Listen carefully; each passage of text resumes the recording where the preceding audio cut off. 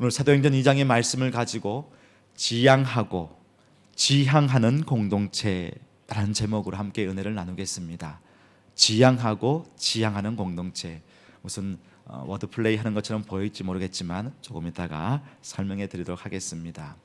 한 번은 쇼핑몰에서 한식당을 갔습니다.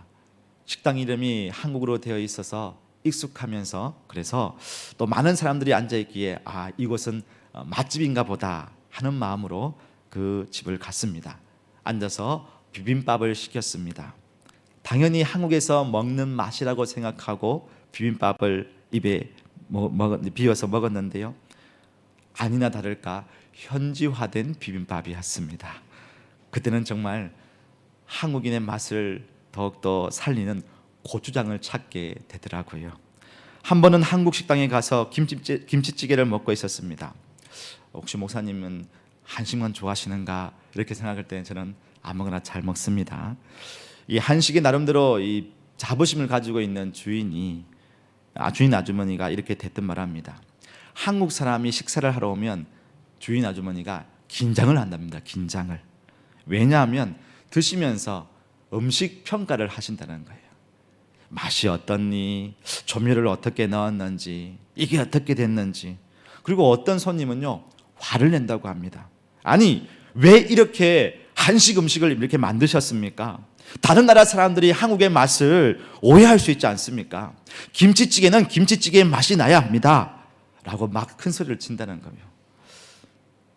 그럼 다시는 안 올 것 같은데 그냥 조용히 가시면 될 텐데 말이죠. 그렇게 큰 소리를 쳤답니다. 저는 큰 소리 칠 그런 위인도 안 되고 저는 잘 먹고 잘 나왔습니다만은 그 이야기를 들으면서 교회도 그럴 수 있겠다는 생각이 들었습니다. 교회가 교회다워야지.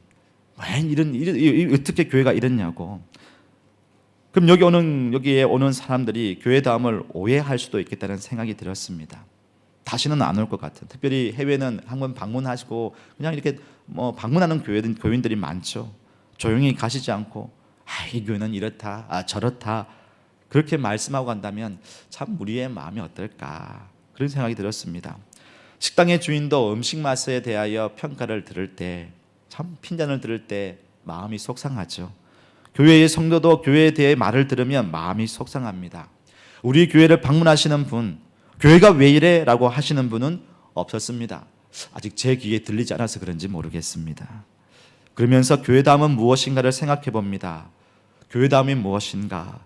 우리는 교회의 참 본질을 잘 지키고 있는가? 버릴 것은 버리고 취할 것은 취하면서 그렇게 나아가고 있는가? 그래서 오늘 말씀을 지향하고 지향하는 공동체라는 제목을 붙여보았습니다. 지향한다는 것은요, 더 높은 단계로 올라가기 위하여 어떤 것을 하지 않는 걸 말합니다. 버리는 걸 말합니다. 피하는 것을 말합니다. 하던 것을 멈추는 것을 말하는 거죠. 지향한다는 것은 그 목표를 향하여 그 방향으로 나아가는 것입니다. 오늘 우리가 초대교회의 이 모습을, 기준을 한번 좀 돌아보고 우리가 무엇을 버려야 하는지, 또 무엇을 우리가 갖추고 잡고 나아가야 하는지를 함께 돌아보려고 합니다. 그리하여 하나님이 인정하시고 기뻐하시는 귀한 교회로 만들어가는 저와 여러분 되기를 주님의 이름으로 축복합니다. 그러면 교회는요, 어떤 것을 버려야 할까요? 어떤 것을 지향해야 할까요? 세상은 교회에 대해 어떤 말들을 하고 있는지를 살펴보면 교회가 무엇을 버려야 하는지, 무엇을 지향해야 하는지를 알 수가 있습니다. 세상은 교회에 대하여 갈수록 신뢰할 수 없다라고 얘기를 합니다. 2024년 전국 18세 이상의 남녀 기독교인, 개신교인의 1000명을 대상으로 설문조사를 했습니다. 왜 개신교 신뢰도가 낮습니까? 그 이유를 물었는데 이렇게 대답을 하였습니다. 비합리성, 차별과 혐오 발언, 독선인데요, 가장 높이 나온 것이 부패입니다. 부패. 본질을 잃어버렸다는 것입니다. 말 그대로 썩었다는 거예요. 변질되었다는 겁니다. 재정 문제, 횡령, 이성 문제, 세습, 목사 우상화, 소통 안 됨, 불투명한 운영, 종교의 비즈니스화, 바른 신학과 신앙의 부재, 신앙과 삶의 불일치, 거룩한 교회의 그 교회다움을 잃어버렸다는 것입니다. 예수님도 당시에 부패한 그 기득권층을 향하여 쓴소리를 내셨습니다. 누가복음 19장 46절에 이렇게 말씀하죠. 그들에게 이르시되 기록된 바 내 집은 기도하는 집이 되리라 하였거늘 너희는 강도의 소굴을 만들었도다 하시느니라. 강도의 소굴. 매년 이 이스라엘 유대인들은요 예루살렘을 방문하고 예배합니다. 그래서 한 해에 한 번 성전세를 내게 되었습니다. 어른들을 남자를 중심으로 해서 반세겔, 그때의 화폐 단위가 세겔이었습니다. 2분의 1 세겔을 성전세로 냈습니다. 각 지역에 올라온 유대인 사람들이 많이 있죠. 각 나라에 퍼져 있는 유대인 사람들이 많이 있습니다. 그래서 자기가 쓰는 그 돈을 가지고 와서 이 성전 앞에 와서 환전합니다. 세겔로요. 그때 폭리를 취했습니다. 그러니 얼마나 많은 이윤을 남겼겠습니까? 또한 성전에서 제사를 드리기 위하여 흠없는 짐승을 가져와야 되죠. 멀리서 짐승을 다려오십시오. 먹고 마시게 하고 또 뭐 어디 아픈지 바라봐야 되고, 그러니까 이게 힘드니까요 성전 주변에 와가지고 거기서 흠없는 짐승을 사게 됩니다. 그때도 사고 파는 그 매매 가운데 많은 폭리를 취하였습니다. 성전이 하나님을 예배하고 기도하는 곳이 되는 것이 아니라 오히려 사람들의 이윤을 남기고 폭리를 취하는 강도의 소굴이 되었던 거죠. 가만히 보니까는 사실 성도가 부패하는 것보다 이런 것을 보면 지도자, 목사가 부패한 것이 더 심하다는 거예요. 그래서 우스갯소리로 이런 말을 한 번씩 합니다. 천국에 가니까, 물론 천국에 간 사람은 뭐 가가지고 본 사람은 없겠지만, 천국에 가니까 목사의 입만 둥둥 떠 있고 성도의 귀만 다 와 있다고. 무엇입니까? 입만 살아서 좋은 말, 그런 말만 하고 귀만 살아서 듣기만 잘한다는 그 모습을 농담 삼아 얘기하는 거죠. 그러면 목사님, 목사만 잘 고치면 되겠네요 라고 하지만 우리 모두가 함께 고쳐나가고 버릴 것은 버리면서 나아가야 한다는 것입니다. 지양한다는 그 말에는 그 어떤 것에 대하여 안 한다, 내려놓는다는 말도 있지만 피한다, 배제한다는 말도 있습니다. 우리가 피해야 할 것이 있습니다. 그 설문조사에 쭉 보니까요 한국 교회 성도들에게 질문을 했답니다. 종교 생활을 하는 이유가 무엇입니까? 왜 교회에 나가십니까? 왜 믿음을 가지십니까? 왜 신앙을 가지고 신앙생활을 하십니까? 그 질문 앞에 많은 사람들이 이 대답을 했습니다. 내 마음의 평안을 위해서 저는 종교 생활, 교회 생활, 신앙 생활을 합니다. 신앙생활을 하는 것이 구원을 얻는다는 것에서 벗어나서 내면의 안정성, 그 위로를 받기 위해 그것을 추구한다는 거예요. 이 변화되었다는 겁니다. 구원의 귀한 말씀을 듣고 내 이 모든 사망의 권세 아래 있던 우리의 인생의 모습에서 그것을 바라보는 게 아니라 좀 더 나은 내 마음의 평안, 좀 더 내 마음의 내 안의 위로를 더 원한다. 그 대답이요 많은 사람들의 대답에 나왔다는 것입니다. 그렇다 보니까요 하나님을 예배하는 그곳에서 찬송의 가사를 한번 잘 생각해 보십시오. 하나님께 예배하고 영광을 드리는 우리 피조물이 창조주 하나님께 당연히 해야 할 경배와 찬송, 그거보다는 내 마음의 위로와 평안의 노래가 참 많은 시간을 이렇게 차지하고 있습니다. 또 내 마음에 감동이 되면 설교가 더 끌리게 되고, 나를 사랑해주고 위로하는 교회가 있으면요 와 은혜롭다, 좋은 교회다 라고 평합니다. 성경을 읽을 때도 보십시오. 묵상할 때도 보십시오. 하나님을 알고 그분이 어떠한 일을, 어떠한 사역을, 어떠한 모습을 우리에게 보여주셨는지 그보다 나에게 위로를 주고 나에게 힘을 주고 내가 내 인생을 좀 더 잘되게 하고 더 번성케 하는 그 말씀을 붙들고 그것을 묵상할 때가 있다는 것입니다. 결론적으로는 종교 생활이 나의 평안을 위한 도구가 될 수 있다는 겁니다. 그래서 우리는 이것을 피해야 한다는 거죠.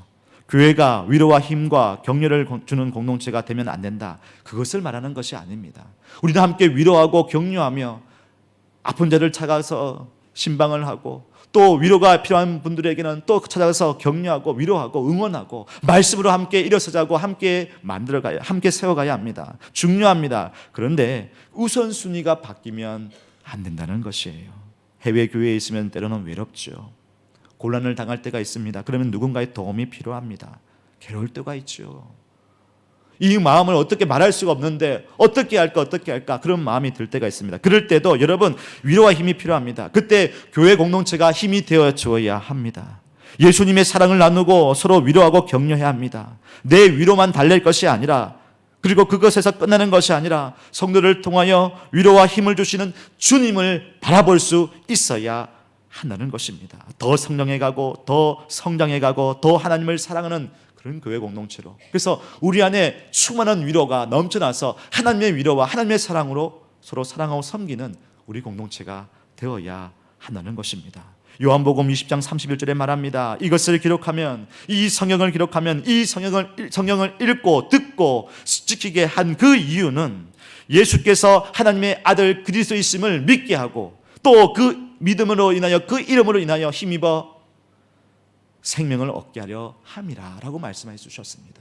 위로가 있습니다. 격려가 있습니다. 맞습니다. 공동체는 그렇게 있습니다. 근데 더 중요한 것, 더 우리가 우선순위에 두어야 할 것은 주님을 만나고 주님의 사랑 가운데 영생을 누리며 살아간다는 것, 그것을 더 바라보면서 나가야 한다는 것입니다. 사랑하는 여러분, 우리 교회가 지양해야 할 것이 있습니다. 목사로서 버려야 할 것들이고 성도로서 피해야 할 것들이 있습니다. 올 한 해 내가 우선순위에 두었던 것이 어떤 것이 있습니까? 욕망입니까? 내 위로입니까? 물론 하나님 채워주십니다. 욕망을 채워준 게 아니고 하나님 우리에게 위로를 주십니다. 근데 더 우리가 지향해야 할 것은 하나님이 우리에게 만족을 주시고 채워주신다는 것입니다.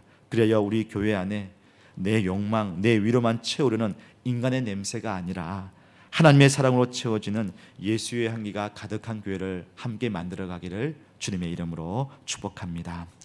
두 번째는요, 우리 교회가 이제는 지향해야 하는 것, 우리가 추구해야 하는 것들이 있습니다. 오늘 본문에서 나오는데요, 저는 세 가지를 좀 돌아보게 됩니다. 첫 번째는요, 말씀과 기도가 있는 공동체입니다. 말씀과 기도. 오늘 2장 42절에 이렇게 말씀하고 있습니다. 한번 같이 읽어보겠습니다. 시작. 그들이 사도의 가르침을 받아 서로 교제하고 떡을 떼며 오로지 기도하기를 힘쓰니라. 함께 모여있는 이 초대교회 공동체가 어떤 모습이 가장 먼저 나오냐면, 그들이 믿는 사람들이 사도의 가르침을 받습니다. 그리고 서로 교제합니다. 떡을 뗍니다. 또 오로지 기도에 힘씁니다. 많은 사람들이 사도의 가르침을 받았습니다. 근데 여기에 있는 사도라고 할 때 이 사도는요, 한 사람이 아니라 여러 사람입니다. 여러 사도들이 함께 말씀 가운데 설교하고 가르칩니다. 그런데 이 가르침은요, 단수로 되어 있습니다. 앞에 있는 사도들은 복수였다면 이 가르침은 단수라는 겁니다. 무슨 뜻일까요? 사도들이 자기가 깨달은 바, 자기가 느낀 바, 자기가 하고 싶은 말이 아니라 그 예수 그리스도, 오직 한 복음, 예수 그리스도의 그 십자가와 구원과 심판을 전했다는 것입니다. 한 가지 복음만을 전했다는 거예요. 그리고 그 말씀을 듣고 끝나는 것이 아니었습니다. 말씀을 받았고 말씀을 가지고 이제는 그 말씀이 삶 속에서 열매를 맺게 되는데요, 함께 교제하였습니다. 당신을 한번 생각해 보십시오. 그때는 초대교회에 이방인들까지 복음이 선포되는 그 가운데 복음의 문이 열렸으니까 이 교회 안에도 유대인들 뿐만 아니라 이방인들도 함께 했습니다. 이방인은 지옥의 땔감이라고 보았습니다. 같이 상종하지 못하는, 구원에서 제외된 사람들이라고 보았습니다. 그런데 유대인과 이방인이 함께 합니다. 주인과 종이 함께 있습니다. 부자와 가난한 자가 함께 있습니다. 남자와 여자가 함께 있습니다. 모든 관계의 벽을 넘어 말씀 안에서, 예수 그리스도 안에서 하나된 교제가 일어났던 것입니다. 예배가 끝나고 세상으로 돌아가 신앙과 동떨어진 삶을 살아가지 않았습니다. 떡을 뗀다는 것이 그냥 떡 먹고 그렇게 함께 보냈구나, 그게 아니라 여기는 이 성찬을 의미합니다. 떡을 떼며 매일매일 모임 가운데, 그 당시는 예배 때마다 성찬을 행했다고 합니다. 근데 여기서 함께 모여서 떡을 떼며 무엇을 했을까요? 먹고 마시면서 즐거웠을까요? 아니요. 예수님의 살과 피, 나를 위해 흘리신 예수님의 그 사랑의 은혜를 기억하고 그 말씀을 붙들고 함께 은혜를 나누었다는 겁니다. 그리고 어떻게 해요? 오로지 기도의 자리로 나갔다는 거예요. 여러분, 이 모습이 우리가 함께 지향해야 할 모습이라는 것입니다. 말씀과 기도. 우리는 말씀을 듣고 이제 이번 주부터 구역 연합 모임이 있고 다음 주부터는 또 구역 모임이 시작되죠. 말씀을 듣고 구역에서 함께 말씀으로 교제하길 원합니다. 이번 주 목요일 구역 연합 예배 모임이 있습니다. 다 참여해 주십시오. 그리고 25년 1학기 이제 시작을 합니다. 무엇보다도 말씀 중심으로 함께 모입시다. 주일 말씀을 듣게 됩니다. 우리 구역 모임은요, 주일날 말씀을 듣고 한 길로 듣고 한 길로 흘러버리는 그런 모임이 아닙니다. 많은 사람들이 구역 주일 말씀을 듣고 난 다음에 나갈 때 이 설문조사를 해서 물어본답니다. 물어보면은 많은 부분들이 오늘 주일 말씀 제목이 뭐였더나 가면서 다 잊어버립니다. 가면서 내 차 어디에 주차했는지, 오늘 오후에는 무엇을 먹을런지, 오늘 오후에는 어떤 일정이 있는데 누굴 만났는지, 그런 생각에 막 가득 차니까요, 분명히 5분 10분 전에 들었던, 1시간 전에 듣던 말씀의 제목이 긴가민가, 그렇게 70% 이상이 그 제목까지 잊어버린다고 합니다. 그래서 우리는 말씀을 듣고 공동체에 주신 말씀이 있다면 이제 그 말씀을 가지고 우리의 일상 가운데 열매를 한번 맺어가자. 그런 차원에서 이번 구역 모임에서도, 구역 그 모임 공과도 주일 말씀을 가지고 좀 많이 나누고 함께 좀 교제하고 말씀 앞에서 설 수 있도록 그렇게 해 가려고 합니다. 그래서 화요일 날에는 구역장 모임이 있습니다.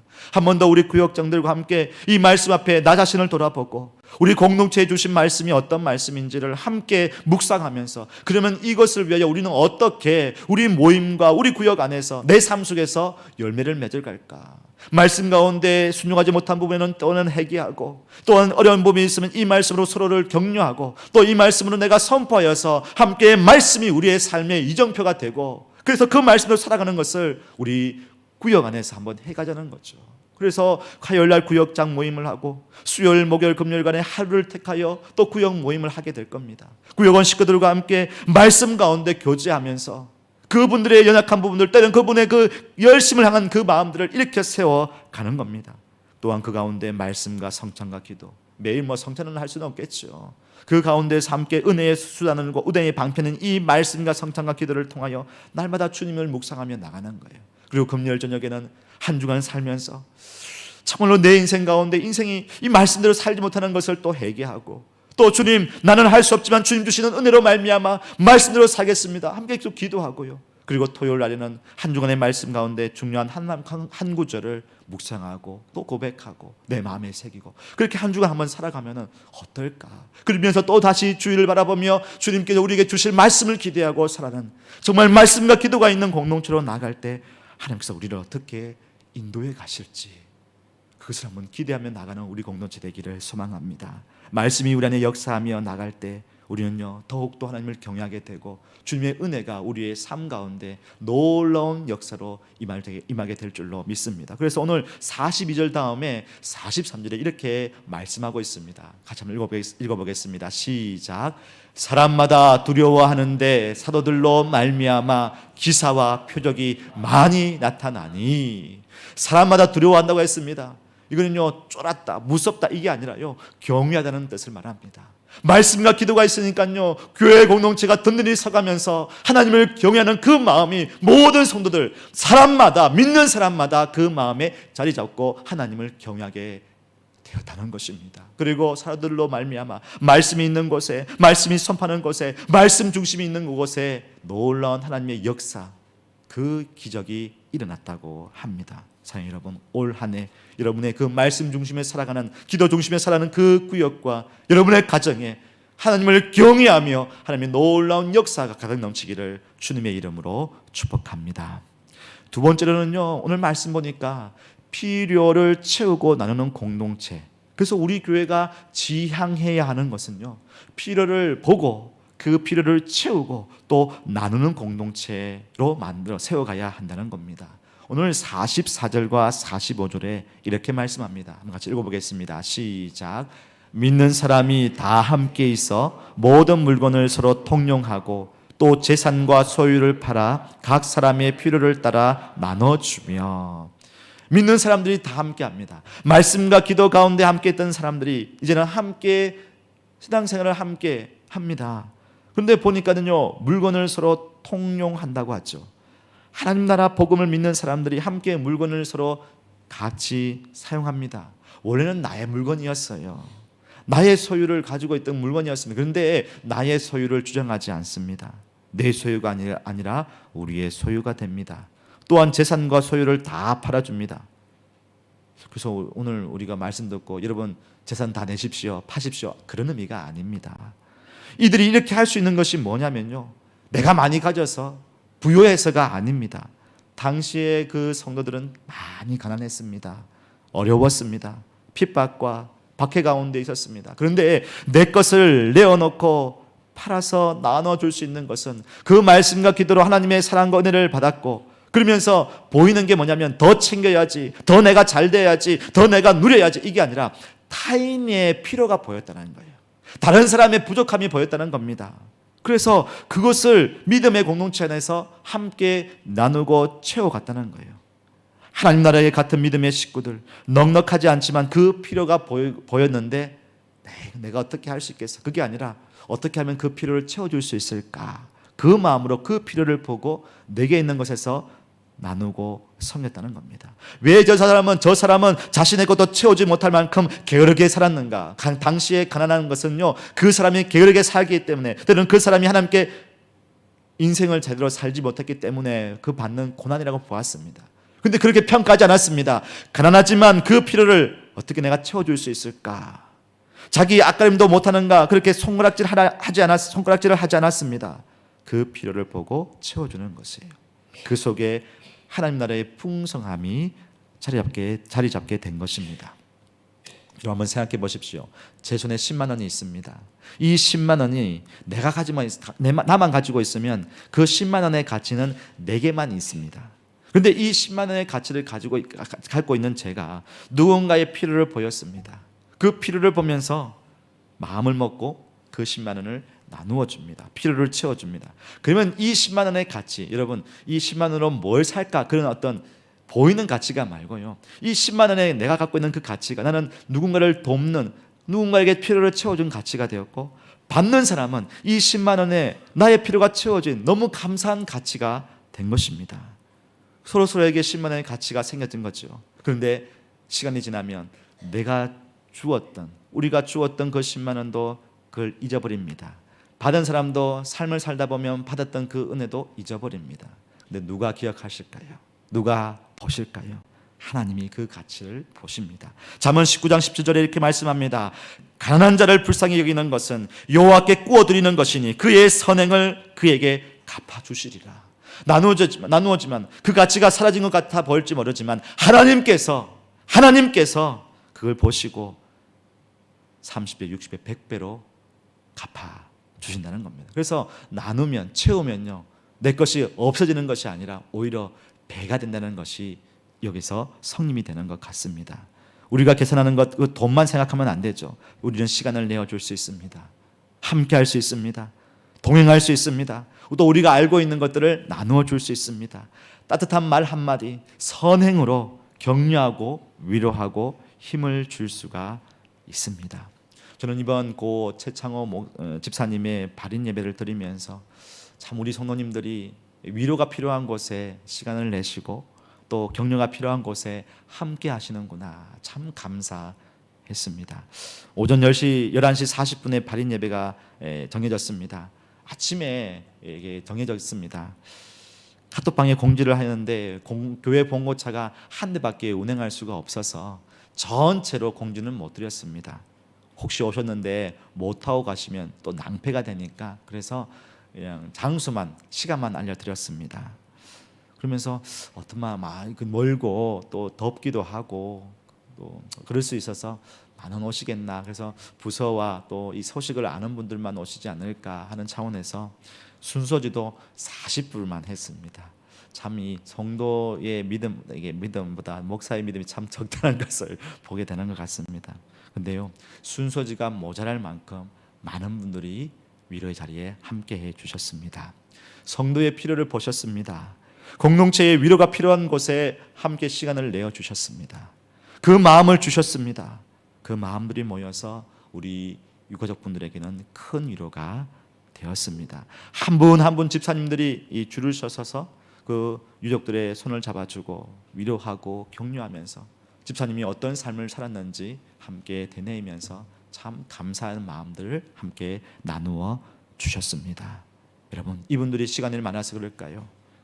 많은 것을 가지고 있어서 그럴까요? 그렇지 않습니다. 그 필요가 보였고 그곳에 내가 가야 되겠다. 그래서 그것을 함께 나누고 채워 주셨던 것입니다. 앞으로 우리 교회가 함께 이렇게 지향하며 나아가시기를 원합니다. 필요가 보이는 곳에 함께 채워 가십시다. 위로가 필요한 곳에 함께 합시다. 격려가 필요한 곳에 응원을 해 주십시다. 이번에 또 우리 문화 광자가 열리죠. 섬기는 분들도 수고가 많으시지만 많이 참여하셔서 서로를 또 필요를 채워주고, 그래서 우리가 풍성한 믿음의 공동체로 세워가서 하나님께서 기뻐하시는 귀한 공동체 서기를 주님의 이름으로 축복합니다. 세 번째로 보실 것은요, 하나로 모이고 흩어지는 공동체입니다. 오늘 말씀 보니까요 46절에 이렇게 말씀합니다. 한번 읽어보겠습니다. 시작. 날마다 마음을 같이하여 성전에 모이기를 힘쓰고 집에서 떡을 떼며 기쁨과 순전한 마음으로 음식을 먹고. 날마다 마음을 같이하여 같은 방향, 같은 시선, 같은 목적을 가지고 그 마음을 함께 모았다는 겁니다. 교회가 유기체가 되어 하나가 되어서 예배하고 기도하고 서로의 필요를 채워주죠. 여기서 그치지 않았습니다. 오늘 이 46절의 말씀을 보십시오. 성전에서 함께 모이며 예배하고 함께 기도하고 함께 교제했던 것들이 이제는 어디로 흘러갑니까?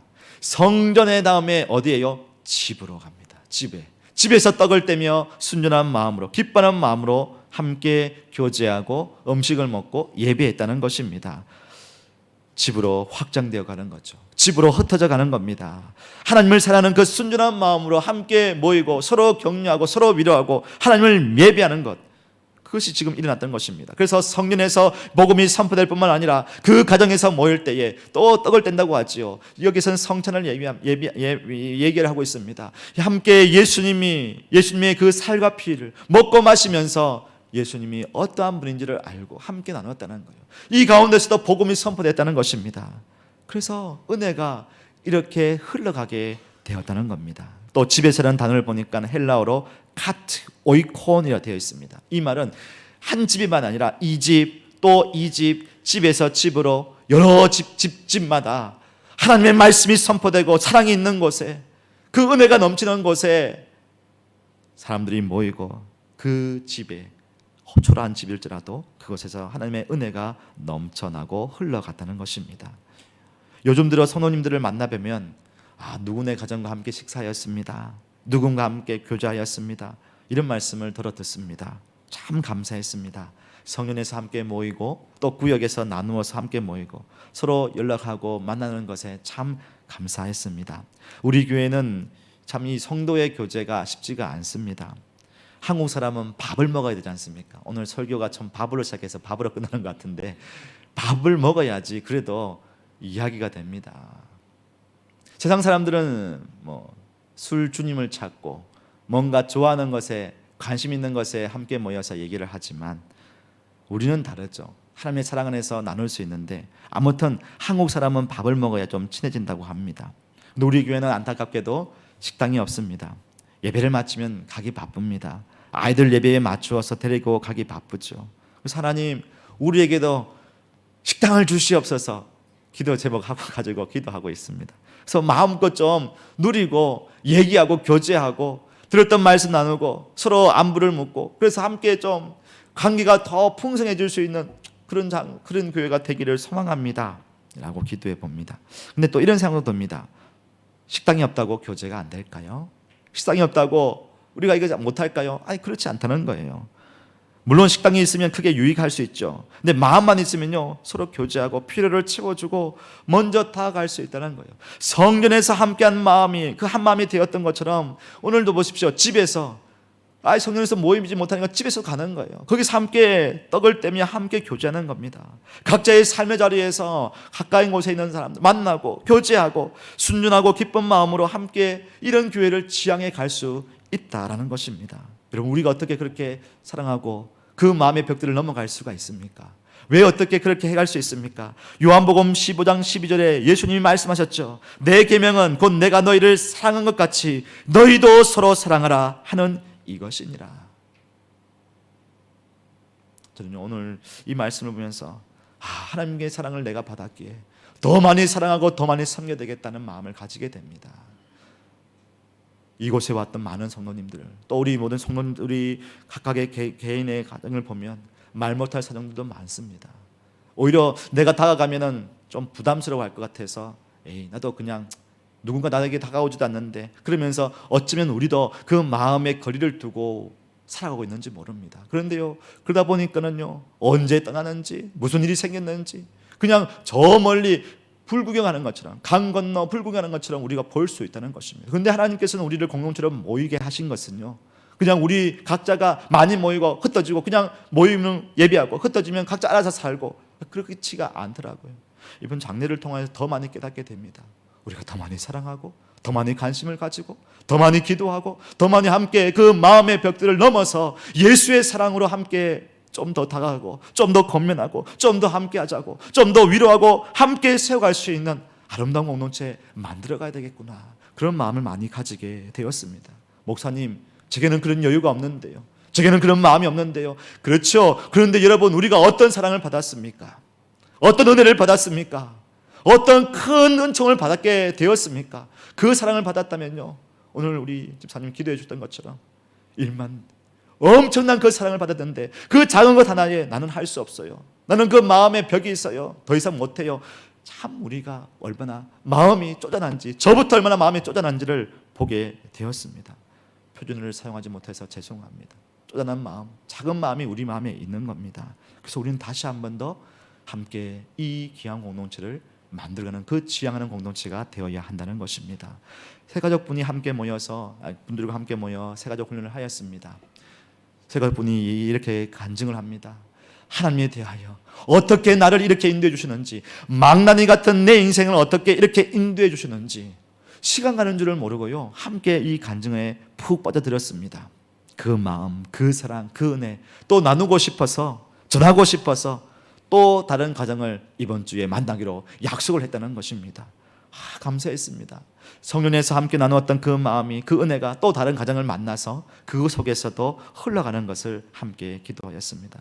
여러분, 우리 그렇게 사십시다. 한국에서는 나를 아는 사람들이 너무 많아서 혹시 제약이 많았습니까? 눈치가 보였습니까? 소위 말하는 가오가 서지 않았습니까? 그러면 이곳에 오셔서 옛사람은 주님 안에서 십자가에 못 박고 우리 교회에서 새 사람이 되어 예수 제대로 믿고 신앙생활 제대로 해서 사람들 눈치 보는 것이 아니라 하나님 바라보면서 한번 신앙생활 제대로 해보십시다. 하나님께서 제대로 신앙생활하는 하나님의 사람들을 결코 모른 척하지 않을 것입니다. 오늘 말씀의 46절로 이렇게 끝나는 것이 아니라 오늘 47절 보십시오. 하나님을 찬미하며 온 백성에게 칭송을 받으니 주께서 구원받는 사람을 날마다 더하게 하시니라. 하나님께서 은혜를 주시는 거예요. 그러니 이 모임의 장소에 말씀과 기도, 또 서로의 필요를 채워주고 서로를 사랑하고 그 은혜를 받은 것을 각자의 삶 속에서 드러나니까 하나님께서 어떻게 해요? 영광을 받으신다는 거예요. 하나님께서 영광을 받으시고 또 믿음의 사람들의, 그 주변의 사람들을 통하여서 칭찬을 받고 주변의 사람들에게 주의 사랑이 흘러 들어가는데 어떻게 됩니까? 주께서 구원받는 사람을 날마다 더하게 해주시는 거예요. 여러분, 부흥은 잘되면요, 때로는 잘하고 이렇게 형성되고 하나님 앞에 영광 드릴 수 있는 것은요, 사람이 하는 것이 아니더라고요. 하나님께서 그렇게 은혜를 부어주실 때에 그 은혜가 우리 안에 넘쳐나게 된다는 것입니다. 교회가 놀라운 은혜가 넘쳐났습니다. 초대교회도요, 소문이 엄청 많았습니다.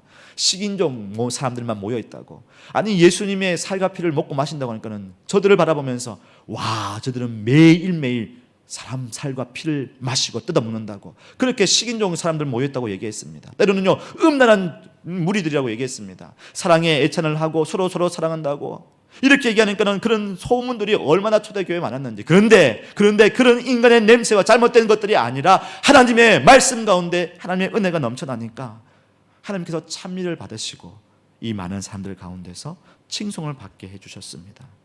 사랑하는 여러분, 말씀을 맺겠습니다. 이제 우리가 지향할 부분이 무엇입니까?